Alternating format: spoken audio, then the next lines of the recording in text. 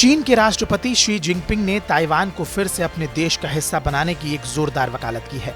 उन्होंने कहा, ताइवान सवाल को जल्द ही सुलझा लिया जाएगा और इसका शांतिपूर्ण एकीकरण ही दोनों देशों के हित में है। उन्होंने अमेरिका को इशारों में धमकाते हुए कहा कि ताइवान के मुद्दे पर किसी भी तरह का विदेशी हस्तक्षेप स्वीकार्य नहीं है। अभी 2 दिन पहले ही एक ऐसी रिपोर्ट आई थी कि अमेरिकी सेना के स्पेशल कमांडोज ताइवान में मौजूद हैं और ताइवानी सेना को ट्रेनिंग दे रहे हैं।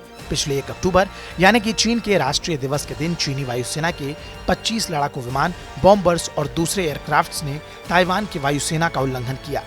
हद तो तब हो गई जब कुछ दिन पहले ही चीन के 56 विमानों ने एक साथ ताइवानी सीमा में प्रवेश किया। ये ताइवान में चीनी लड़ाकू विमानों की सबसे बड़ी घुसपैठ है। इस दौरान ताइवानी वायुसेना के विमानों का चीन के लड़ाकू विमानों से आमना सामना भी हुआ। ताइवान के मुद्दे पर अब अमेरिका भी चुप नहीं बैठा है और उसने चीन को साफ साफ चेतावनी दे दी है। अमेरिका ने कहा, चीन की उत्तेजक सैन्य गतिविधि ने क्षेत्रीय शांति और स्थिरता को कमजोर कर दिया है। इसके बावजूद चीन ने अपनी हरकतें जारी रखी हैं।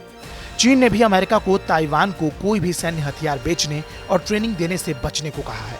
चीन और ताइवान में टकराव बढ़ता जा रहा है और इससे दशकों से चले आ रहे गतिरोध का भविष्य और खतरनाक दिखाई देने लगा है।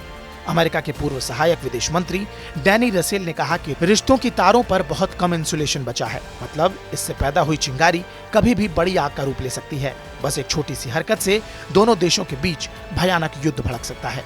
अमेरिका ताइवान के ऊपर होने वाले किसी भी हमले को विफल करना चाहता है, लेकिन वो जानता है कि एशिया में उसकी सैन्य शक्ति लगातार कमजोर हो रही है। ताइवान ने भी अपनी सैन्य तैयारियों को तेज कर दिया है। डोनाल्ड ट्रंप के कार्यकाल के आखिरी सालों में ताइवान ने अमेरिका से अरबों डॉलर के हथियार खरीदे थे। जो बाइडेन के राष्ट्रपति बनने के बाद भी ताइवान ने अमेरिका से कई तरह के नए हथियारों को खरीदा है। कुछ दिन पहले ही ताइवान के राष्ट्रपति साई इंग वेंग ने कहा था कि अगर ताइवान पर हमला हुआ तो भयानक तबाही मचेगी। माना जा रहा है कि उन्होंने चीन को सख्त संदेश देने की कोशिश की है। चीन के अति महत्वाकांक्षी नेता शी जिनपिंग अब तक के इतिहास में देश के सबसे शक्तिशाली सेना का नेतृत्व कर रहे हैं। कुछ लोगों का कहना है कि 2022 में अपने तीसरे कार्यकाल को पाने के लिए शी जिनपिंग नई चाल चल रहे हैं। वो जानते हैं कि अगर ताइवान को चीन में मिला लिया जाता है तो उनको व्यापक जन समर्थ हासिल होगा। इतना ही नहीं, चीन में उन्हें माओ त्से तुंग के बाद दूसरा सबसे मजबूत नेता भी माना जाता है। बहरहाल, चीन और अमेरिका के इस बिगड़ते रिश्तों पर आपकी क्या प्रतिक्रिया है, हमें कमेंट सेक्शन में जरूर बताएं। साथ ही देश और दुनिया से जुड़ी तमाम बड़ी खबरों के अपडेट्स के लिए सब्सक्राइब करें हमारा डिजिटल प्लेटफॉर्म TV9 भारतवर्ष।